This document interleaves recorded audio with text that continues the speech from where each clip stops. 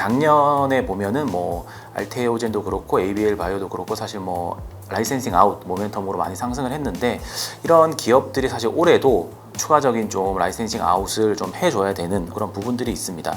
작년까지 좀 많이 관심을 모았던 생물보안법이 이제 좀 계속 지연이 좀 되고 있는데, 어쨌든 또 한국 바이오의 최상위 종목 중인 뭐 삼성바이오로직스라든지 하는 종목들이 다 이제 CDMO 사업을 하고 있기 때문에 좀 중국을 좀 견제해주는 모습이 확실하게 좀 나타나면 확실히 좀 수혜를 또 받을 수 있을 거라고 생각을 하고 있고요. 사실 지난 한 2년 동안 거의 뭐 비만 치료제를 빼면은 이제 바이오 섹터는 뭐 설명할 수가 없는 그런 섹터였는데요. 이게 뭐 여전히 저는 좋게 보고 있는 이유가, 기존에 이제 주사제 중심으로 이루어졌던 트렌드인데, 주사제보다는 이제 올해부터는 또 새로운 분야인 경구용 비만 치료제 시장이 또 이제 열렸기 때문에 거기에 대한 주목도가 굉장히 좀 커질 것 같고.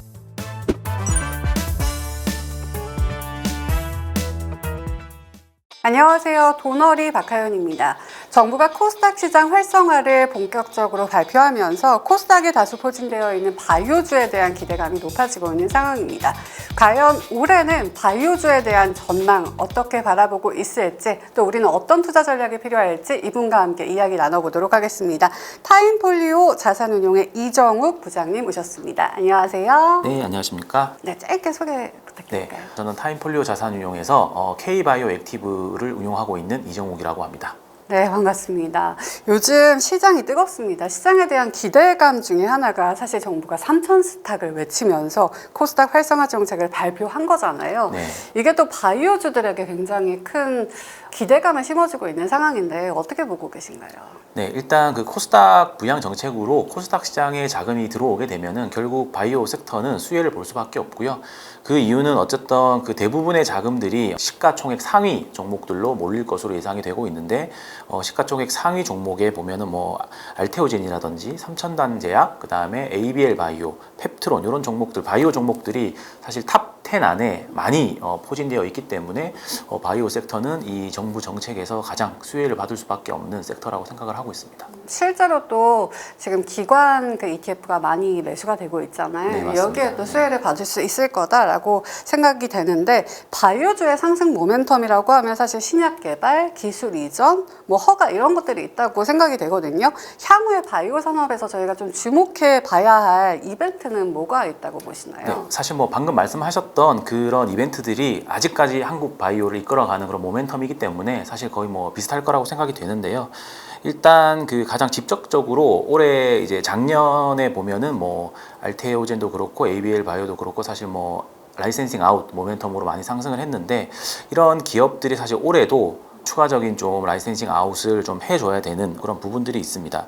이게 대표적인 이제 알테오젠이나 ABL 바이오, 뭐 리가켄 바이오 이런 기업들을 이제 우리나라 투자자분들이 좋아하는 이제 플랫폼 바이오 기업이라고 하는데요. 이런 기업들은 이제 가지고 있는 기술 자체가 그거 하나로 끝이 나는 게 아니라 이 기술을 어떤 뭐 머크의 신약, 그 다음에 뭐 파이자의 신약, 이렇게 각 제약사들이 밀고 있는 신약마다, 물질마다 다 적용이 가능하기 때문에 한쪽에 이제 뭐 라이센싱 아웃이 됐다고 다른 쪽에 또 못 나가는 것도 아니고 동시다발적으로 이제 계속 추가적으로 나갈 수 있기 때문에, 이런 기업들이 올해도 또 추가적으로 라이센싱 아웃을 해주면 우리 한국 바이오 아직 살아있구나 하면서 모멘텀이 좀 될 수도 있을 것 같고요. 그리고 이제 실질적으로 지금 작년까지 좀 많이 관심을 모았던 생물보안법 이 이제 좀 계속 지연이 좀 되고 있는데, 이게 사실 정치적인 문제이기 때문에 뭐 언제 정확하게 될지는 잘 모르겠지만, 어쨌든 또 한국 바이오의 최상위 종목 중인 뭐 삼성바이오로직스라든지 하는 종목들이 다 이제 CDMO 사업을 하고 있기 때문에 좀 중국을 좀 견제해주는 모습이 확실하게 좀 나타나면 확실히 좀 수혜를 또 받을 수 있을 거라고 생각을 하고 있고요. 그다음에 트럼프 행정부 내에서 지금 신약을 개발하는 과정을 좀 단축을 시키고 제약사들의 비용을 조금 줄여주면서 약가를 조금 낮추려고 하는 그런 흐름들이 좀 나오고 있습니다.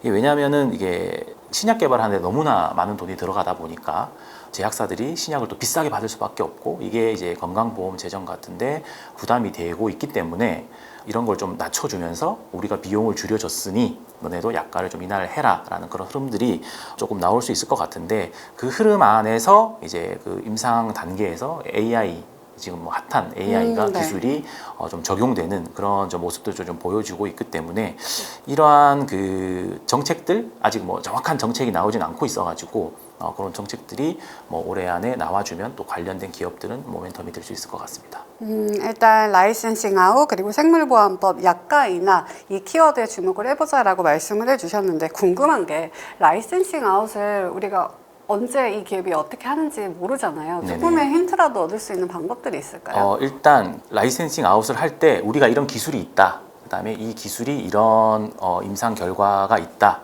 데이터가 뭐 어땠다라는 거를 이제 또 그 빅파마들한테 피칭을 해야 되잖아요.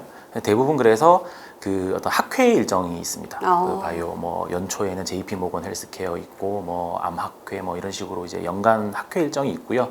그래서 그 학회에서 빅파마들과 만나서 그 데이터를 뭐 논의를 하거나 아니면은 그 데이터를 이제 그 학회에서 발표하게 되는 초청을 받아서 뭐 발표를 하게 되는 경우도 있습니다. 그렇게 되면은 이제 빅파마와 이제 얘기가 좀 되기 시작을 하고 그 결과가 이미 나왔기 때문에 뭐 라이센싱 아웃이 진행이 되는 경우가 많기 때문에 주로 이제 학회 일정 이후나 아니면은 뭐 학회가 아니더라도 그 회사가 진행하고 있는 임상 스케줄이 네. 있거든요. 뭐 그러면 이제 임상 스케줄 결과가 나오면 왜냐하면 이제 빅파마 입장에서 사실 결과를 좀 보고 가끔씩 이제 너무 가지고 가고 싶어서 결과를 안 보고 가져가는 경우도 있는데 사실 뭐 결과를 이제 보고 가져가는 경우가 많기 때문에 그런 스케줄들을 이제 파악을 하면은 올해 뭐 임상이 완료되는 파이프라인을 가지고 있는 기업이 있거나 아니면 뭐 그런 학회에 초청받은 기업이 있다 그러면 한번 기대해 볼 수 있는 것 같습니다. 학회나 또 임상 스케줄 같은 네. 거를 체크를 해보면 좋겠다라고 네. 말씀을 해주셨습니다. 그리고 또 AI에 대해서도 말씀을 해주셨잖아요. 최근 보면 정말 구글이나 엔비디아 등 이 빅테크 기업들이 AI 기술을 활용해서 신약 개발에 참여를 하고 있더라고요. 이러한 빅테크와 바이오 기업의 협력이 산업 구조에 좀 어떻게 좋게 반응을 할지 변화가 있을지 어떻게 보고 계신가요? 사실 이 처음에 이런 기업들이 그런 발표를 하고 나서 굉장히 AI 관련된 기업들이 했다가 이후로 이제 추가적으로 또 진행되는 게 없다 보니까 또 지금 약간 조용한 상태인데요.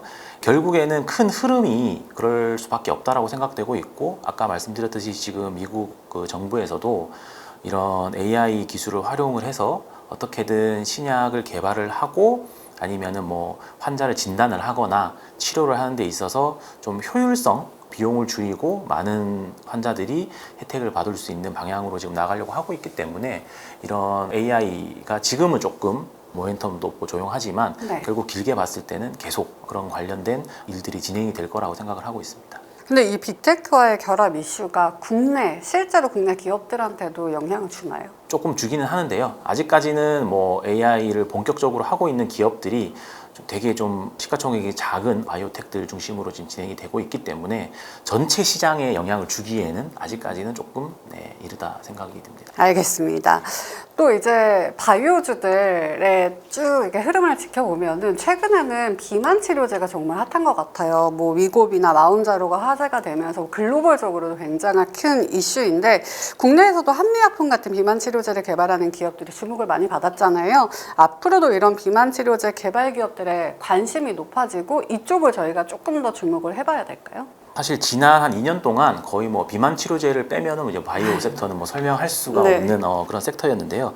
이게 뭐 여전히 저는 그 좋게 보고 있는 이유가 비만 치료제는 이제 대부분 뭐 기관들이 여러 군데가 있겠지만 전반적으로 2030년, 40년까지는 연평균 한 20% 정도 성장할 거라고 보고 있고 그 근거가 되는 것이 어쨌든 비만 인구가 계속 늘어나고 있거든요. WHO나 이런 통계를 보면은 뭐 전 세계 인구의 한 50%가 비만 인구가 되는 기간도 뭐 한 2035년, 뭐 40년 이렇게 되고 있기 때문에 일단 비만 환자가 늘어나고 있고 그다음에 비만 치료제 가격도 조금씩 낮아지고 있기 때문에 훨씬 더 많은 환자들이 사용을 하고 있고 최근에는 비만뿐만이 아니라 이 비만 치료제가 그냥 일반적인 그 만성 질환에도 뭐 고혈압이라든지 뭐 치매 이런 데도 다 당뇨에도 다 전반적으로 다 효과가 있다라는 게 이제 밝혀지면서 국가 차원에서도 그렇고 작년 12월에도 WHO에서 비만이 아니라 그냥 만성 질환을 관리하는 방법으로 GLP-1 제제를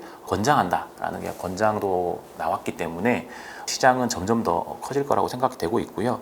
다만 이제 약간 기존에 이제 주사제 중심으로 이루어졌던 트렌드인데 주사제보다는 이제 올해부터는 또 새로운 분야인 경구용 비만 치료제 시장이 또 이제 열렸기 때문에 거기에 대한 주목도가 굉장히 좀 커질 것 같고 노보 노디스크가 이제 이미 경구용 위고비를 이제 출시를 해서 올 초부터 이제 나가고 있는데 그 처방 데이터 나오는 게 있는데요. 그 처방 데이터가 지금 굉장히 뜨겁습니다. 그 가장 지금 시장의 중심에 있는 릴리의 그 젯바운드라는 이제 비만 치료제가 있는데 그 비만 치료제가 초반에 나왔을 때 처방 데이터보다 훨씬 좋은 데이터가 지금 처방 양수로는 나오고 있기 때문에 굉장히 많은 사람들이 생각보다 주사제보다 또 경구용을 또 좋아하기도 한다. 그래서 주사제도 커지고 경구용도 같이 커지면서 올해 다시 비만 치료제가 한 번 더 점프업을 할 수 있는 기간이 될 수 있을 것 같고요. 그다음에 이제 릴리 같은 경우도 이제 올 하반기에 아마 원래는 올해 3월 정도에 예정이 돼 있었는데 조금 밀려서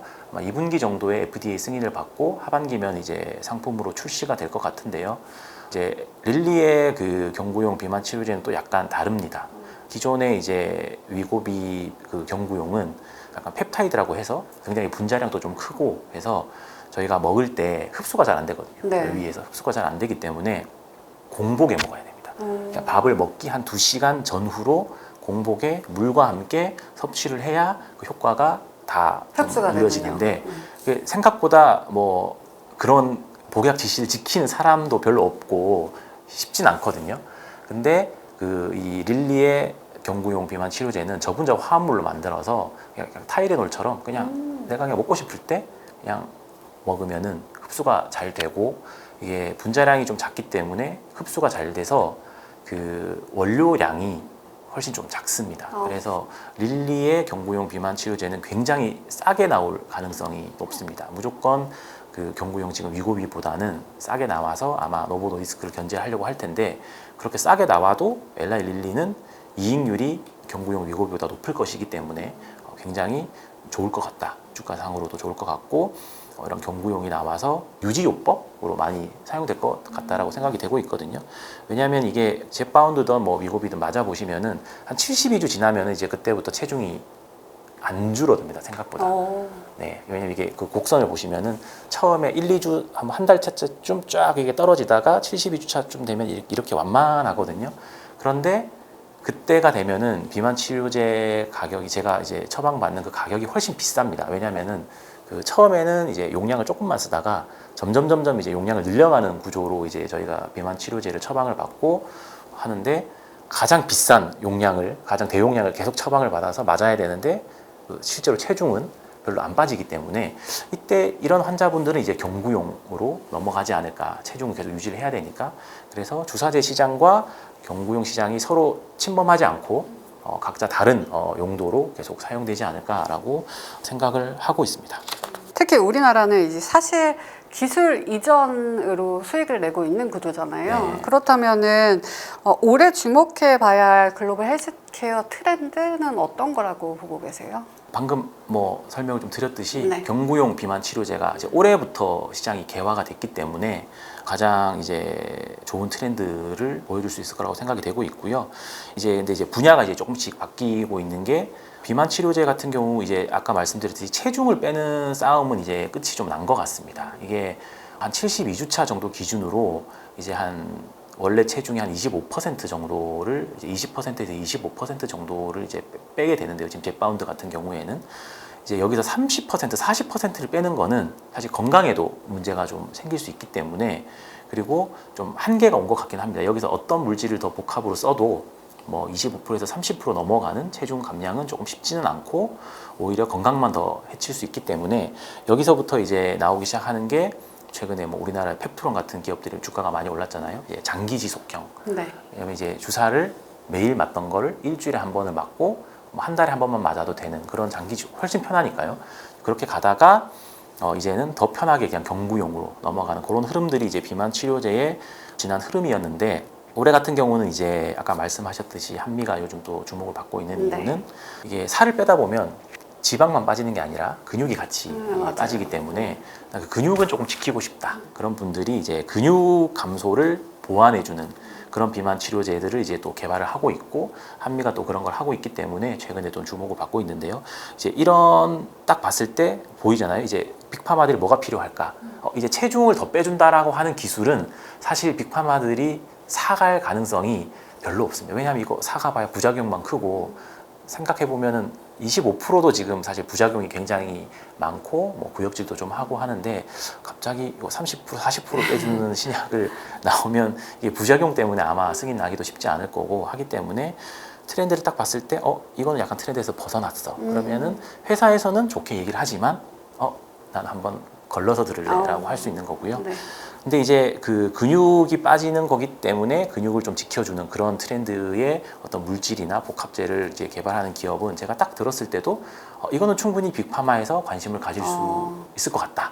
그리고 실제로 이제 보면은 해외에서 그런 관련 기업들이나 기술을 빅파마들이 이제 인수를 하는 게 이제 보이면은 그럼 우리나라 기업에서도 그런 트렌드에 맞는 기업들을 이제 골라볼 수 있는 게 되는 거고요. 그래서 현재 빅파마들이 가장 글로벌리하게 관심을 가지고 있는 게 그런 것들입니다. 뭐 근육을 감소를 완화를 시켜주거나 경구용에서 흡수율을 좀 높여주거나 아까 말씀드렸듯이 경구용이 흡수율이 낮을 수밖에 없기 때문에 주사로 맞는 것보다는 어쨌든 이제 소화관을 통해서 흡수가 되는 게 흡수율이 좀 낮을 수밖에 없다 보니까 그런 기업들을 많이 찾게 되고 또 하나는 이제 바이오 시밀러 시장이 또 저는 또 주목을 받아야 된다고 생각을 하는데 이게 신약에는 특허 기간이 있습니다. 뭐 한 30년에서 40년 정도 되는데 그 기간에는 이제 제네릭이라든지 바이오 시밀러를 이제 법적으로 못 팔게 되는데 이게 이제 한때 이제 붐이 일었던 그 명역 항암제의 특허 기간들이 점점 이제 끝나오는 시간이 다가오고 있습니다. 네. 이제 빅파마들 그동안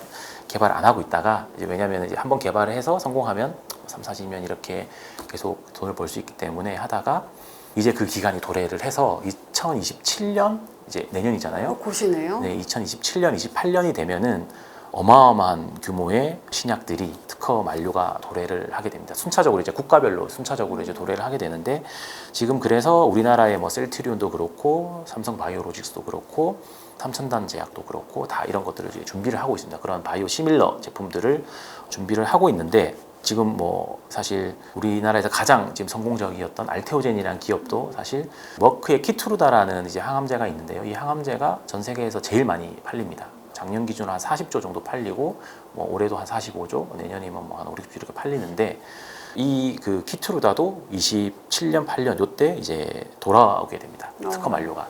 그래서 이제 그 알테오젠의 기술을 사가서 새로운 기술을 더 넣어서 다시 특허를 연장하는 그런 전략을 이제 쓰는 건데요. 그렇기 때문에 바이오 시밀러 시장이 이제 굉장히 크게 열릴 것이고 이거를 이제 준비하고 있는 기업들은 또 한 번 더 점프를 할 수 있는 기회가 될 것 같습니다. 왜냐하면 이게 바이오 시밀러 시장은 침투력이 굉장히 빠릅니다. 네. 왜냐하면은 이게 똑같은 약이거든요. 이미 검증돼 있기 검증돼 때문에. 있고 그냥 사실 똑같은 약을 만드는 건데 그걸 이제 더 싸게 내놓기 때문에 환자들 입장에서는 그리고 건강보험기관 입장에서도 그런 걸 이제 처방을 많이 권장을 하고 하기 때문에 그 시장을 빨리 선점을 하면 굉장히 빨리 매출액이 좀 늘 수 있기 때문에 올해 바이오 시밀러 시장도 다시 한번 기대를 하고 있다라고 말씀드릴 것 같고요. 그다음에 AI를 활용한 이제 신약 개발 이런 것들도 이제 초기 단계지만 요즘 또 좀 조용하지만 결국 큰 흐름상 그렇게 갈 수밖에 없다라고 생각을 하고 있기 때문에 주목을 받을 수 있을 거라고 생각을 하고요. 작년에 이제 한번 이제 그런 움직임이 있었던 것이 미국 FDA에서 그 지방간이라고 있습니다. 그 간경화로 이어지는 큰 병인데 그 지방간 그 치료제를 개발하는 기업들이 이제 임상을 하다가 이게 실제로 그 지방간이 개선됐는지 간경화가 개선됐는지를 보려면 간 조직 생검을 해야 되거든요. 네. 수술을 해서 간 조직을 떼내서 보고 실제로 이 약을 뭐 처방을 받고 간 경화가 개선이 됐는지를 봐야 되는데 이게 환자 입장에서는 굉장히 부담이죠. 이 임상 실험인데 내가 수술을 해야 되니까 이게 환자 모집도 어렵고 그래서 이게 환자 모집이 굉장히 오래 걸리고 그 환자 모집하는 기간 동안 뭐 비용도 들어야 되고 마케팅 해야 되고 하기 때문에 비용도 많이 들고 수술도 또 해야 되기 때문에 임상 시험을 하러 왔는데 제가 수술비를 낼 수는 없잖아요. 그러니까 이게 다 제약사의 부담으로 이어지는 건데 그거를 초음파를 통해서 초음파를 쏴서 어떤 그 진동수 같은 거를 잰 다음에 뭐 이렇게 범위가 넘어가면 간경화가 개선이 된 거다. 뭐 이런 식으로 치료를 하는 그 검증을 하는 방법이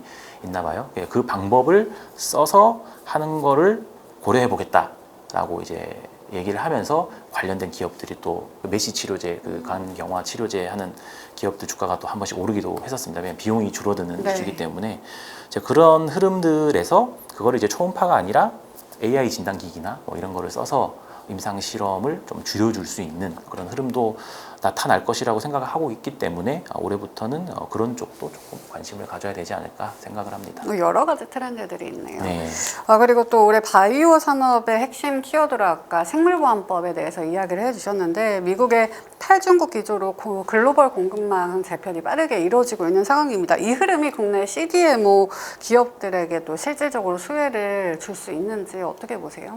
이미 사실 수혜를 받고 있습니다. 이게 사실 정치적인 이슈이고 원래는 뭐 트럼프 미국 대통령이 당선되고 바로 될 줄 알았는데 이게 조금씩 지연이 되고 있기는 한데 이게 그 빅파마들 입장에서는 안 된다고 생각을 하고 중국 기업들한테 CDMO 수주를 주기에는 이게 너무 리스크가 크거든요. 네. 그러다가 한 2년 뒤에 만약에 돼버리면 이게 리스크가 있기 때문에 그냥 편하게 될지 안 될지 모르겠지만 그냥 한국 기업이나 오히려 그냥 뭐 인도 기업이나 유럽 기업에 주자라는 흐름들이 지금 좀 나타나고 있어서 사실 이미 탈중국의 흐름은 좀 나타나고 있고 그게 이제 작년에 삼성바이오로직스가 뭐 수주를 계속 많이 받으면서 주가가 지금 많이 올랐는데요. 그런 흐름들이 이미 나타나고 있습니다. 그래서 저는 사실 이게 되지 않더라도 그냥 그런 그 뉘앙스만 계속 미국 정부에서 풍겨줘도 빅파마들은 결국 한국 기업들을 선택할 수밖에 없다. 왜냐면 이게 되게 장기의 프로젝트인데 한번 우리의 신약을 너네가 뭐 바이오 시밀러를 너네가 만들어줘라고 하고 주면은 그게 뭐 1, 2년 하고 끝나는 프로젝트가 아니기 때문에 네. 리스크가 있습니다. 그렇기 때문에 결국 한국 기업들을 선택할 수밖에 없고 바이오 시밀러 산업에서 가장 큰 경쟁력은 규모거든요. 왜냐하면 이게 한 번에 많이 해야 그 단가가 싸집니다. 그래서 내가 수주를 줘야 되는데 저기가 여기보다 훨씬 싸게 부르면 똑같은 기술력이면 여기를 주게 되는데 그 규모나 기술적인 면에서 한국의 기업이 사실 탑3 안에 들어가는 기업이 2개나 있기 때문에 사실상 우리나라가 최고라고 생각하시면 될 것 같습니다.